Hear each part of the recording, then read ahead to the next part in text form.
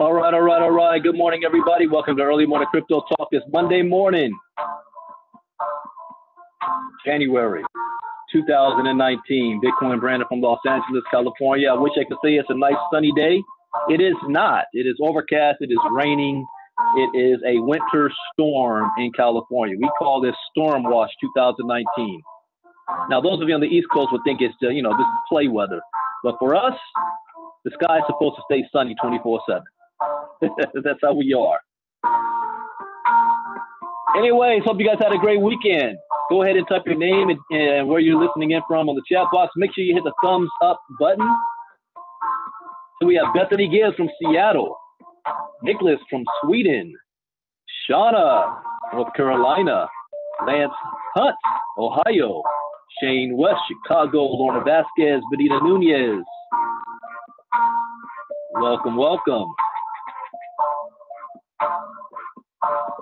As a disclaimer, I'm not a licensed financial advisor to be giving financial advice. I read the news, give my opinion, share a suggestion, and it is up to you to make an informed, intelligent decision on which direction you want to move into. There's 4 rules I live by in the crypto space to have success. Rule number 1, education is key. Education is everything. Rule number 2, never invest money that you cannot afford to lose. Rule number 3, always get your return on investment back as fast as possible. And rule number 4, where do you see yourself in 3 months, 6 months, a year from now? What do you want to do to make it happen? What vehicle of choice are you using? Stay focused, don't get distracted, take action. Now, following these rules is not going to guarantee you success, but it will at least minimize your risk. And that, ladies and gentlemen, is the most that we can ask for. See, Benita from Pennsylvania, Jacqueline from Philly, Bougier from Texas, Cynthia from Phoenix, Elijah Morgan, Hercules, California. Get screen share going.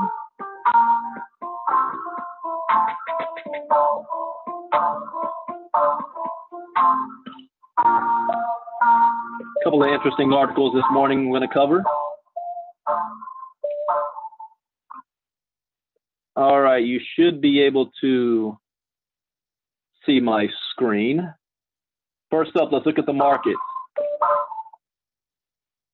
123 billion. So literally within the last 30 minutes, Bitcoin has, our crypto market jumped by $5 billion. I was telling Ron this earlier, that I think that this is a dead man cat bounce or a flat basketball bounce. What that means is, have you ever bounced a basketball before? If it's fully inflated and you just let it go and drop, it should at least on first bounce, back up just as high as you released it. If it's flat, it will bounce a little bit, and every bounce will be smaller, much quicker. I think that this is one of those bounces right now. It's a flat ball bounce. It lost 14 billion. Now it's gained 5 billion. Let's see how long this lasts, because I think it could still lose another 10 billion. Just my opinion. Bitcoin dominance 52.4%, which meant a lot of that money came into the Bitcoin space. And I think that's because of they hit that resistance wall and like a boomerang bounced way back. Bitcoin's at 3706. Ripple's still in number 2 spot. Ethereum 8%. That's a big healthy jump. Tron 15%. Some good money being made there for you day traders. 24-hour biggest winners, Tron, Neo Maker, Ethereum. So Tron and Ethereum and EOS. EOS is up 6.7%. Cardano up 6%. This is all within the last 30 minutes, everybody, just so you know. Worst performers, Bugara Coin, Electronium, Populous, Stasis, none of the top ones, really. Nothing really there. All right. First up, let's just wait before I get to Donald Trump. I don't know what that has to do with crypto news. But cryptocurrency conferences continue to thrive despite industry downturn. This is kind of what I was saying yesterday. I was reading that article about the Federal Reserve thinking that the crypto market is in decline because of altcoins and stuff. And I'm like, no, the market's in decline because of market manipulation. There is still huge work being done, money being made out there. Blockchain companies are thriving. Cryptocurrency conferences continue to thrive despite industry downturn. And if you have not invested in going to any of these conferences yet, you are not a professional. I'm not saying this negatively. What I am saying is if you want to be in this space, you can do it by dipping your toe in the water, or you can jump all in and be a professional. Like Eric Worre's book, Go Pro. Are you a professional? Professionals are always continuing their education. I am a fanatic when it comes to that. I have literally been done almost 2 crypto talks 7 days a week for over a year. Yeah, you realize that. I had to kind of sit back and think about that for a second. I have been committed and dedicated to doing that, not for everybody else's sake. There's nobody paying me to do crypto talks. It's for my own sake, for my own knowledge, because I know this is priceless. Why? I am on a quest to become a Bitcoin billionaire. So I am soaking up as much knowledge as I possibly can. That means I will invest in going to conferences as well. That is going to allow me to learn more. Went to London last year just for a blockchain expo. Haven't committed to that this year just yet. There's other reasons why. But I've been to, in the last 6-7 months, 4 of these things. But they're going to continue to thrive despite industry downturn. Over the last year, cryptocurrency prices have dropped significantly, and mainstream attention has been waning in recent months. However, according to recent data, the digital currency and blockchain conference circuit did not see a steady decline during the last 6 months of 2018. However, I have noticed something, though, at these events, like the Crypto Invest Summit in Los Angeles. I was actually surprised of the low turnout. I was at that event with Diana Townsend was there with me. I was surprised by the low turnout. Right in the heart of LA, right where LA Live is. But again, it was in the middle of the week. People got to work. That's LA, Hollywood.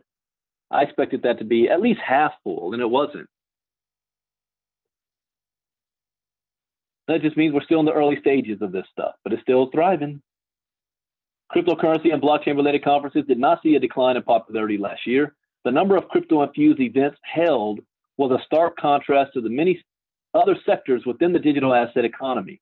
According to recent data collected by the analysis site TradeBlock, in 2018, cryptocurrency conferences really started heating up, and event organizers pulled in millions from steady ticket sales.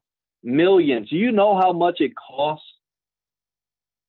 just to, let's say you want to be like a sponsor. You're talking $20,000 to $40,000 just to be a sponsor. You want to have a booth up there, $10,000 plus. You want to attend the conference.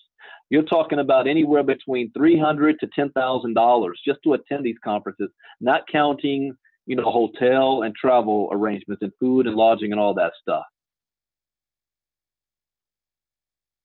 It's not cheap. That's why we're having our Bitcoin boot camps and making it affordable. In 2018, they started to heat up. Last year at Consensus Week, May 11th to the 17th, and I haven't been there yet. And I'm thinking about I might do that this year if we're traveling so much. But the Consensus in New York for a whole week, I'd rather do that than go to London. The conference scored a whopping $10.5 million, with event tickets being sold for $1,500 to $2,000 for all 7,000 people paid $1,500 to $2,000.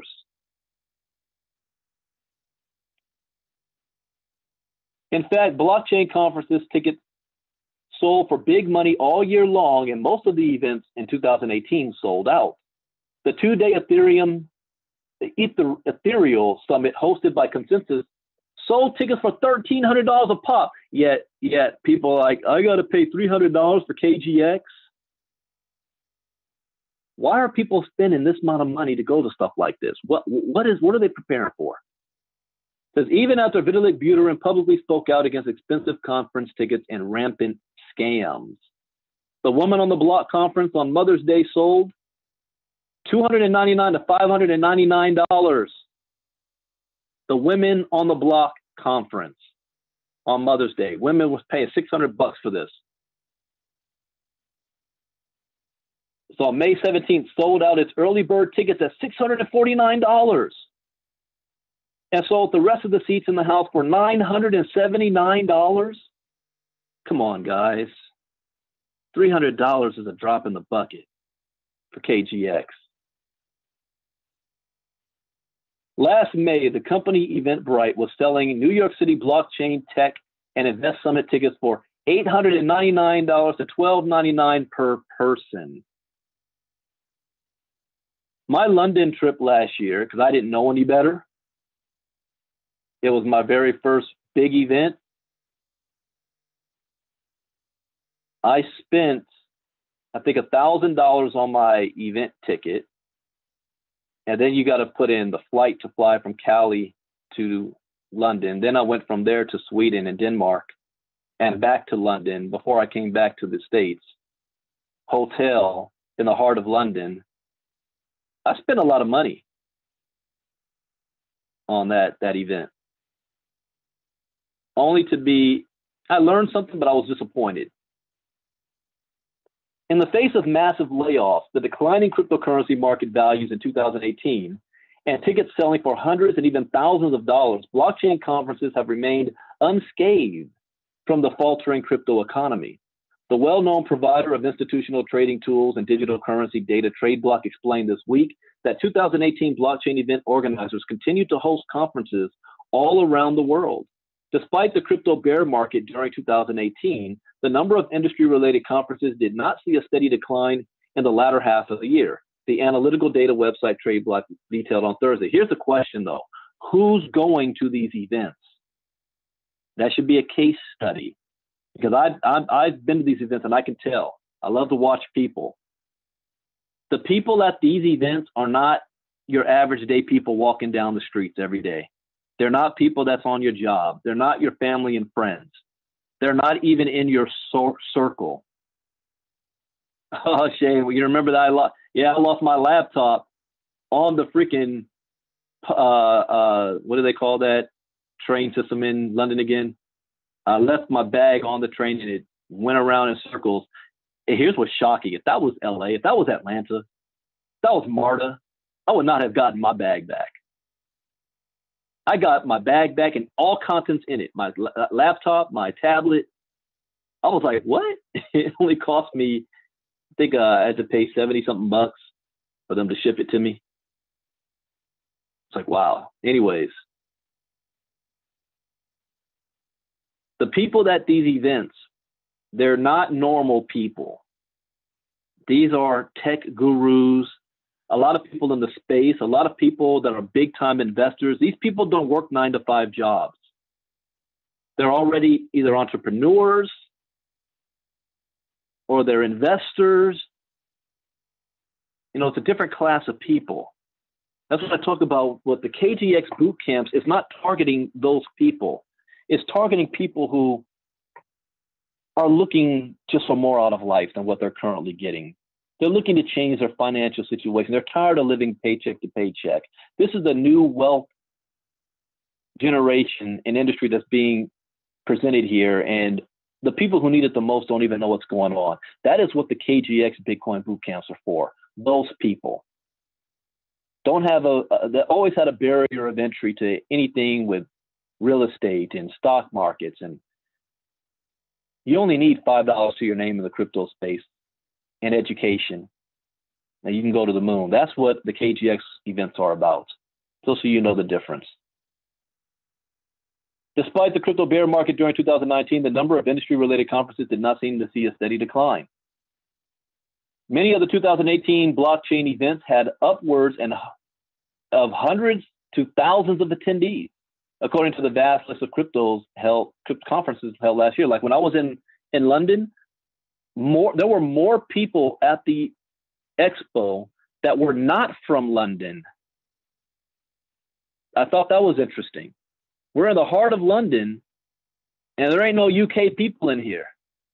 The vast majority that I saw were coming from Eastern Europe and Asia and the Middle East. And there were a lot of Americans there too. Not UK people. I thought that was very, very interesting. Most of the UK people that I saw there were working at the events. Well, different stuff, not really attending the event.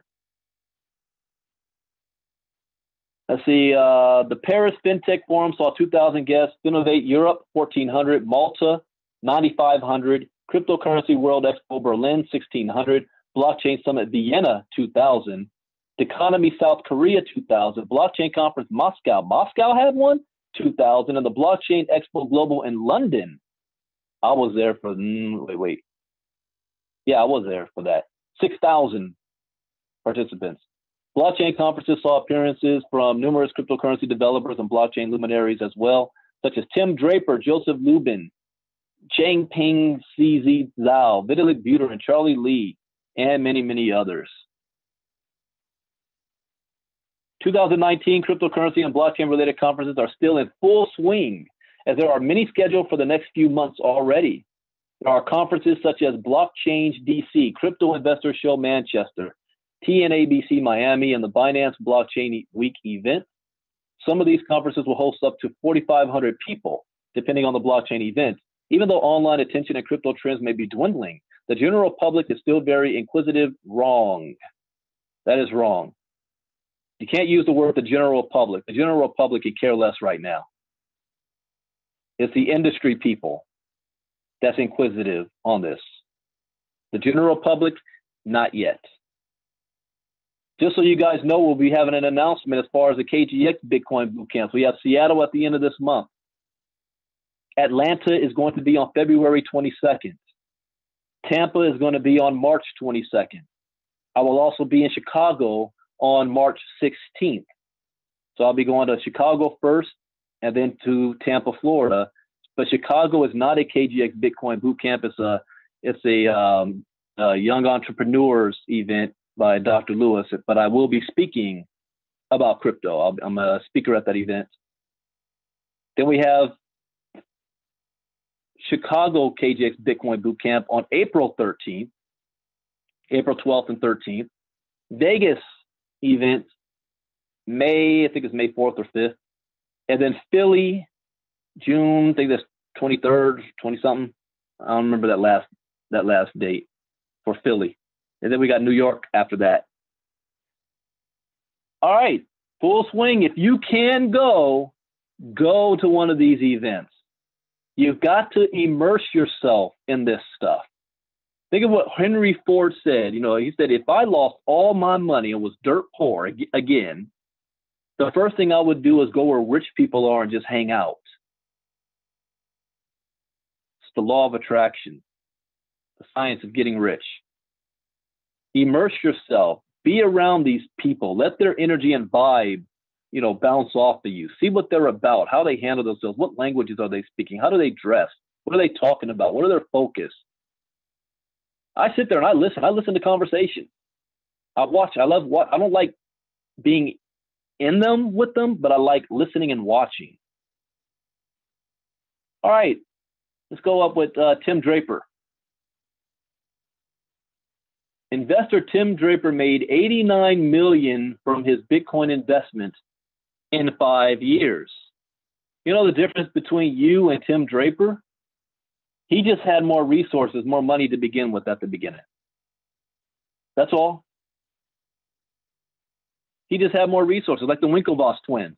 They're going to be billionaires off of their $11 million investment 6-7 years ago, or 8 years ago. That's the only difference. Your goal should be, you know what? I can't say that. I'm not a licensed funder. My goal, and then you can do whatever you want with it. My goal right now at this stage of the game is to make as much money as possible, not to live off of.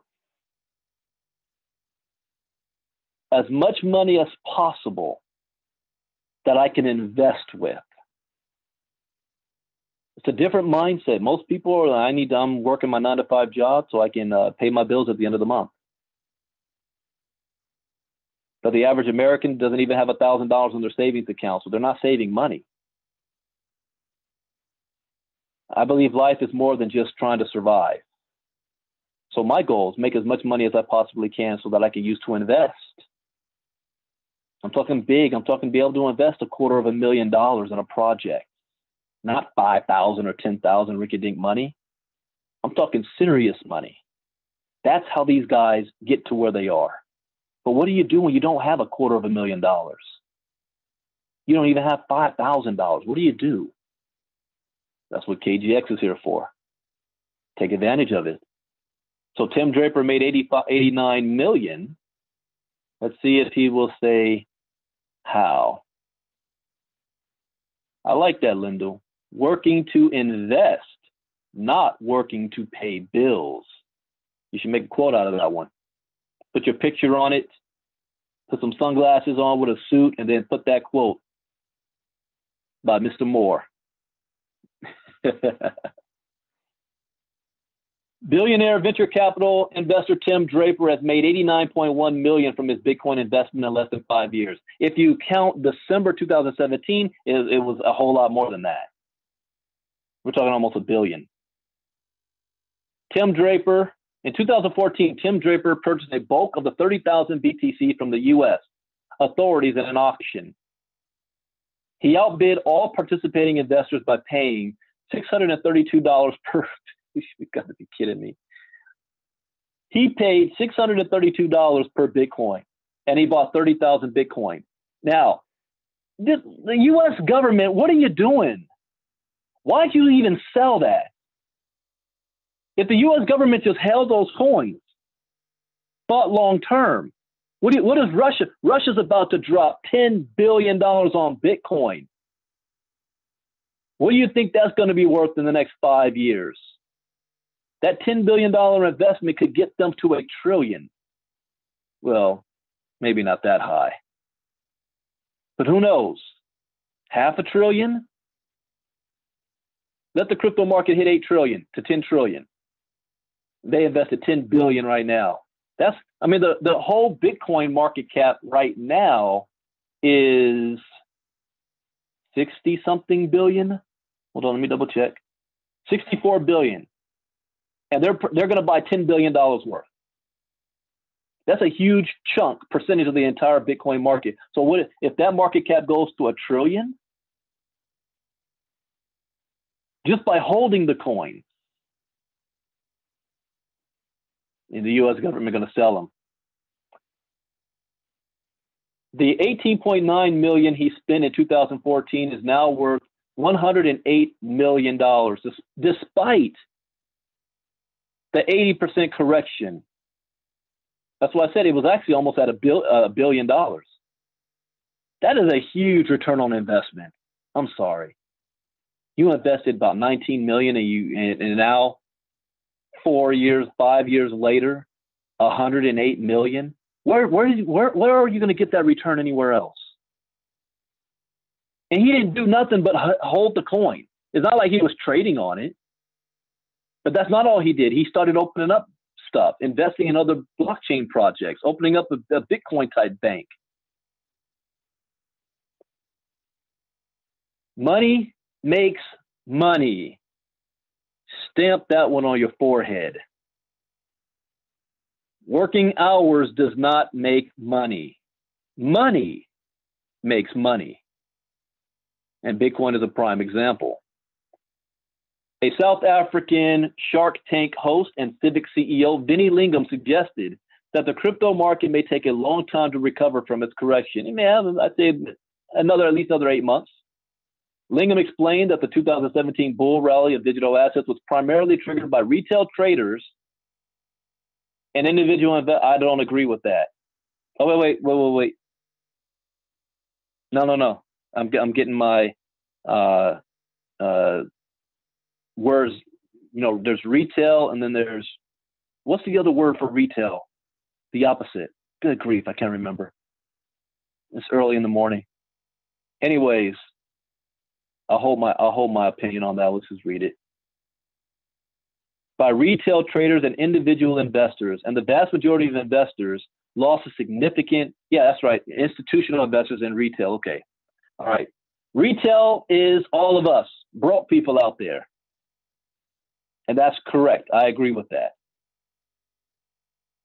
The vast majority of the investors lost a significant chunk of their capital in the recent correction. If they sold, they lost. Make sure you put that in there. That's the difference between Forex and crypto. If they sold, they lost. Psychologically and financially, he noted that most investors who lost out massively in the crypto bear market may need years to recover. The crypto market will rise again, but most likely only when the pain of the recent fall becomes a distant memory. Don't underestimate the power. No, that's not true. He's missing the part here. Institutional investors came in. Institutional investors came in. So you have retail investors and institutional investors. Institutional are the big money people, the CME, the CBOE. So not wholesale. Yeah, wholesale is opposite of retail, but I'm talking about as far as investors. Retail investors is average folk. Institutional investors is Wall Street. CME, CBOE, the real money.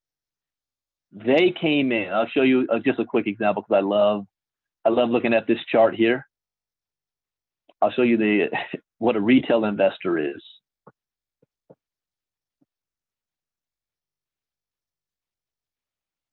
Wow, retail investors don't even make this sheet. It's below here. This is where retail investors are.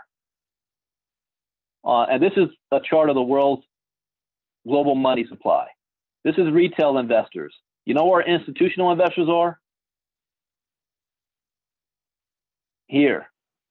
Well, also here. Global real estate and stock markets. Stock markets, and then derivatives. This is the retail investors. That's real money. They came in and they manipulated the market down. So it doesn't matter what news is taking place. It will only rise when they are ready for it to rise. Retail investors don't have enough resources. If they put all their money in, it's not even going to dent it. So that day is over, long gone. However, investors like Tim Draper, who have invested a small portion of their net worth that does not have any major impact on their portfolios, what does that mean? He only put in maybe 1 to 5% of his net worth. 19 million to Tim Draper is not, he's not missing lunch, going hungry. So a small percentage, but look what it did. It made him $1 billion. So these guys can survive numerous bear markets and long-lasting corrections. They're not concerned about the current price of Bitcoin. The Winklevoss twins are not concerned about the current price of Bitcoin. They're in it for the long haul. In the emerging market like crypto, it is highly risky to invest more than one can risk losing entire. Oh, wait. What is that? Isn't that my rule number 2? Don't invest money you cannot afford to lose. In 1 year, cryptocurrencies may rise by 300 to 500%. But the following year, the asset class may plunge 80 to 90% in value within a several-month period. That's true. Investors that have a strong belief of the potential of the technology and the stability of an uncensorable form of money to provide financial freedom to billions of people across the world, and the likes of Tim Draper, Mike Novogratz, and Peter Thiel, hold on to their investments year after year, acknowledging the high risk involved. Yeah, he didn't sell when it hit $20,000 a coin. Some of the lowercase guys, and when I say lowercase, I mean the millionaires out there. You know what they did? They didn't sell their coin either, but they moved it into Tether. So they're still in crypto. They didn't cash out. And the value of their coins amount is still sitting there at that 17,000 to 19,000 in Tether. They have it sitting there. And they're waiting for when they believe the bottom, which is going to be below 3,000, around 2,000 to 2,500. Then they're going to put it from their stable coins back into Bitcoin and then sit on it and ride the wave all the way back up, quadrupling their amount of money. That's what the lower tier guys did.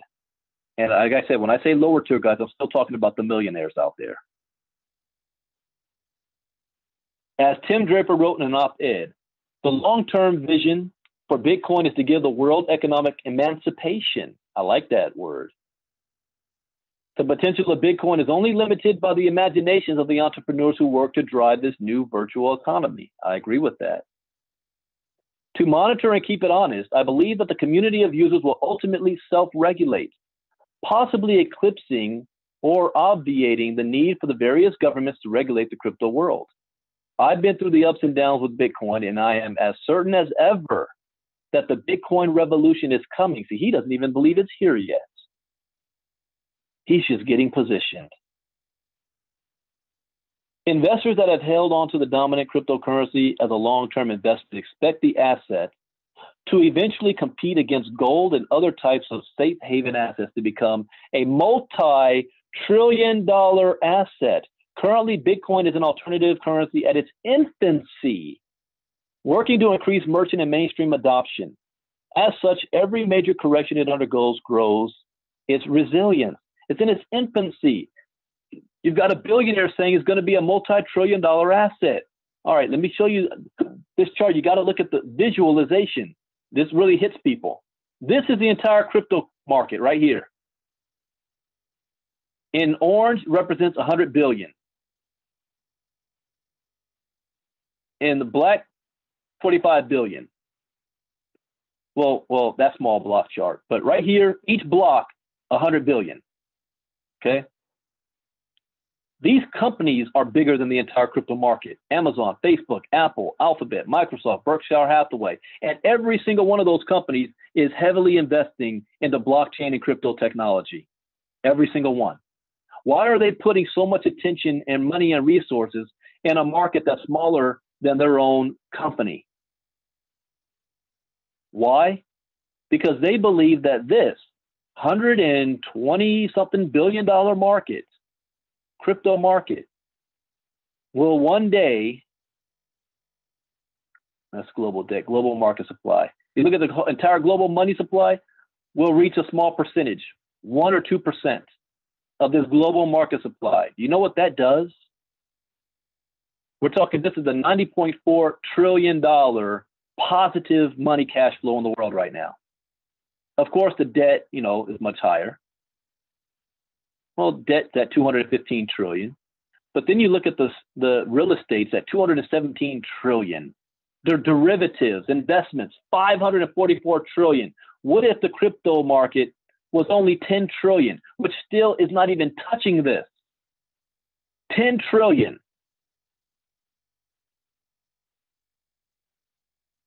We haven't seen nothing yet. It's hard to wrap your head around yet. Those of you in network marketing, my friends that still tell me, Brandon, you need to go back into selling products. You got to sell the juice and coffee and stuff.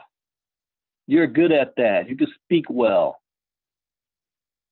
Get people on auto ship stuff. That market's 40 billion. The entire market. All companies. Amway and all of them combined, 40 billion. We're talking a multi-trillion-dollar industry. You can't tell me you can't get your piece of the pie here. That's why I do 2 crypto talks a freaking day. I'm not playing. All right. I don't understand what this has to do with crypto, but it's being covered by a crypto article, news, agency. So I'm gonna see what this is about. Jeff Bozo. Trump seizes long-awaited opportunity to blast Amazon founder Jeff Bezos. Who is Jeff Bezos?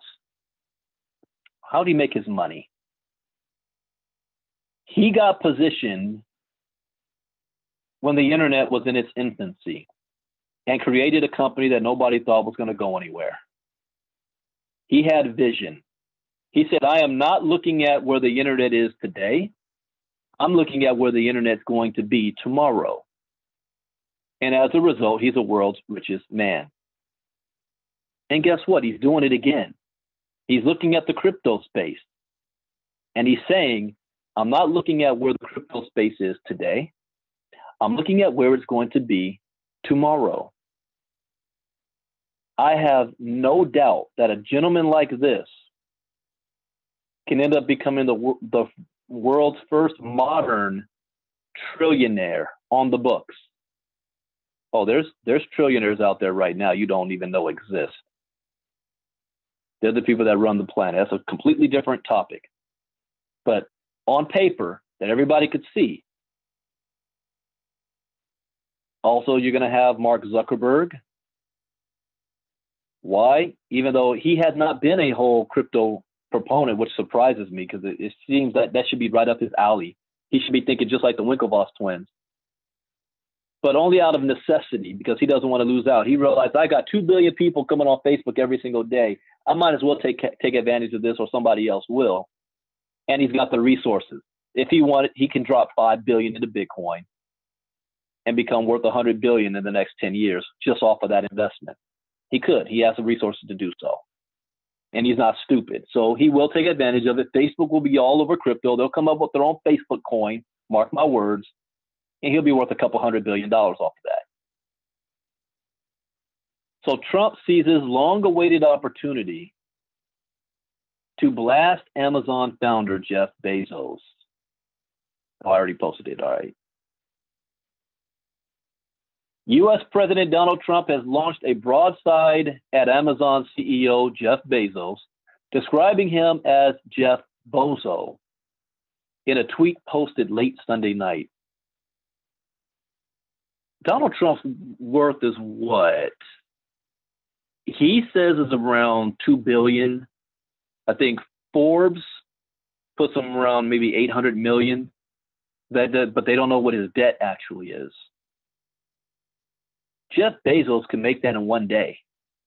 You know, there's a such thing as rich, and then there's just such thing as just rich.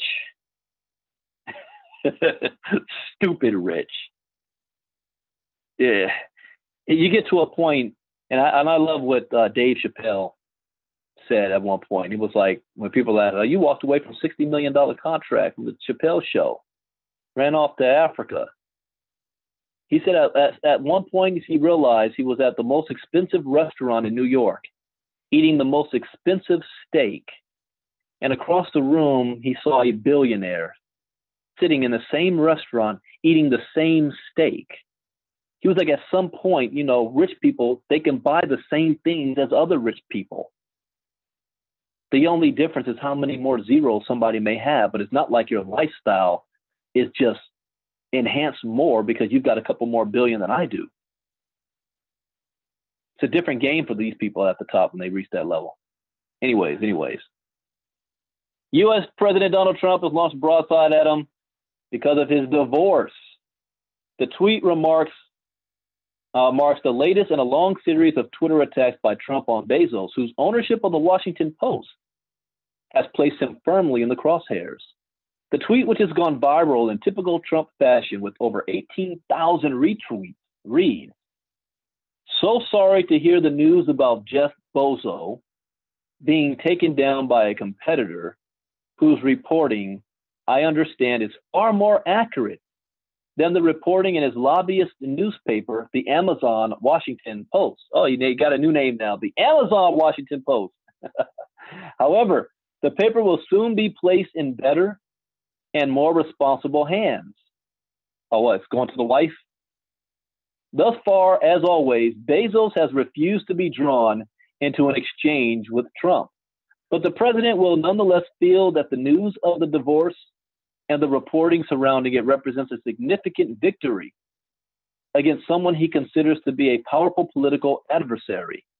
Some speculate that Trump now has an example of the Post's alleged fake news coverage due to its restrained coverage of the details of the divorce, compared to the Inquirer's salacious reporting. Others believe that he considers the victory a more personal one. Yeah, that's personal. This is going to end up being one of the most expensive divorces in the history of mankind that we know of. You know what? I think Rob Harris made this post. I thought it was kind of funny. Let me see if I can find this because I reposted it. Yeah, here you go. Here's a perfect example of buying low and selling high. Jeff Bezos' wife bought in when the wealth was down here. She sold out when the wealth was up here. I thought that was funny. That's a huge return on your investment. She can walk away with like $60 billion. Oh, don't worry, Jeff Bezos not going to be in the bread line. Because of his crypto, he's still going to be worth more than 300, 400 billion in the next 5 years, even with this loss. So Trump's ire with the Amazon Washington Post. Following its acquisition by Bezos in 2013, the famous newspaper has seen an upturn in its fortunes, boosted by its new owner's investment. This has enabled it to hire more journalists and carry out more of the difficult and expensive journalism that is increasingly threatened by the continued downturn in print journalism's revenues. Here's another thing, people. When you see very, very rich people and they own all the news outlets, understand that there will always, and I mean always, I don't care if you're a Democrat or a Republican, there will always be an agenda. Fox News has an agenda. MSNBC has an agenda. CNN has an agenda. The Washington Post has an agenda. And 9 times out of 10, it will always follow the agenda of the man who's putting the money in. That's why I listen to the news, and then I sift through it to find where the real truth is. Your own education, you can't be sheep. The news said so, therefore it must be true. No. Unless it's factual. You can't refute facts. Facts are facts. With Trump's ascension to the zenith of American politics, the Washington Post and the New York Times have recorded significant subscriber growth in the course of covering controversial stories about the ongoing Mueller probe and Stormy Daniels, among others. This has made both publications the subject of many a furious Twitter post about fake news, with the Post in particular being a target of its ability to resist pressure and threats of legal action with support from its multi-billion-dollar owner. Since his election in 2016, Trump has repeatedly accused Bezos of using the Post as a lobbying tool on behalf of Amazon. Well, isn't that funny? Isn't that exactly what Fox News is doing for the Republican Party? Isn't that what CNN did for the Democratic Party when Obama was president? Come on now. call the kettle black. Though no proof of this has been presented so far, he has also accused Amazon of ripping off the United States Postal Service. Huh? Oh, I do remember that. I do remember him saying that. Ripped off the U.S. Postal Service despite information from the USPS 2017 annual report stating that its shipping and packaging business actually helps the financial picture of the Postal Service. You think, I mean, Amazon is constantly at my doorstep. Who's delivering it? The U.S. Postal Service. Is it personal? According to political commentator and author of The Truth About Trump, Michael D'Antonio, the basis of Trump's beef with Bezos goes beyond concerns about the Post publishing politically damaging stories. He believes that Trump may feel personally affronted or threatened by Bezos, who, unlike him, has enjoyed a scandal-free business career and is worth as much as 30 times more than Trump. I think it goes more deeper than that. It's not that he feels threatened by Bezos because Bezos has more money. He feels threatened by Bezos because Bezos doesn't believe what Trump believes and has control of a newspaper or a news outlet that can report anything that Trump doesn't want reported. Trump can't control that. That's where the threat comes in. You know what they always say? Those who control the media control the flow of information. Bezos is just ontologically the opposite of Donald Trump, and that gets under Trump's skin. What he really hates is someone who appears to be incorruptible. He reads that as being superior, haughty, holier than thou. It's what he hates about Mueller, that Mueller is an emblem of rectitude. There's no evidence that Bezos is anything but a tough business person. It's like Steve Jobs. That's true. Or, you know who's been quiet is Mark Cuban. I haven't heard any noise from him in the past year or so. First year of Trump being president, Cuban was running his mouth. This latest time, he's been kind of quiet. That means he's up to something. The details about Bezos' divorce, which include an embarrassing extramarital affair with a married woman, may thus have presented Trump with an opportunity to prove that Bezos' clean-shaven public image is, in fact, a lie. Trump, I wouldn't touch that one. I mean, there's so many other things you can go after Bezos with, but don't touch him getting a divorce over an extramarital affair. That's just not a smart move. That's throwing rocks at a glass house. From a glass house. Clean shaven public opinion. Judging by the latest tweet, this was an opportunity too good for him to pass on. Yeah, you might want to leave that one alone. You're not going to survive a roast session going back and forth with that one. All right, so that's the latest news for this morning. Let's see, has the market done anything since I've been talking? Refresh. Let's see. Still in the green. Yeah, the market's still rising, up $33,700 for Bitcoin. Let me look at more data up to minute real-time data. 36.29 according to Poloniex. So Coinbase has it at 37, almost $100. Why is Polo and Coinbase always $100 off? Huh. I don't understand that. But I see it squeezing here. And it's above the middle line. So we'll see which way that breaks, if it breaks. Anyways, I'm not doing anything because I've got a sell order in here at 40.50 because I bought at 39.80. So I'm down. If I sell, I lose. So I'm just going to sit back and chill on that. Let it come back up. Hope you guys learned something new. As always, that is the point. Oh, people kept sending me messages this weekend. I know I wasn't online too much this weekend about the crypto phone. I ain't even going to lie. I love it. I know we're working hard trying to get it, the MCS SIM card within KGX. I don't see that happening anytime soon, and I can no longer wait. They extended the promo to get that SIM for $300 for 5 years and eliminate your cell phone bill for the next 5 years for $300 till the end of this month. So if anybody, because we're not going to have that in KGX by the end of this month. So if anybody wants that SIM card, shoot me a message while you still can. $300? Well, guess what? I'm talking on it right now. I haven't had any drop calls. Data's cool. I'm using mostly Wi-Fi everywhere I go. I got Wi-Fi in my home. My Bitcoin mobile has Wi-Fi attached to it. When I'm in Starbucks, it's attached to my Wi-Fi. And I didn't even know this thing even has a hotspot attached to it. I didn't know that. And I counted it up. I think I'm saving now $25,000 over the next 5 years. That's crazy for 300 freaking bucks on one SIM card. Anyways, I should be back for late night crypto talk tonight. If especially if I should be back, period.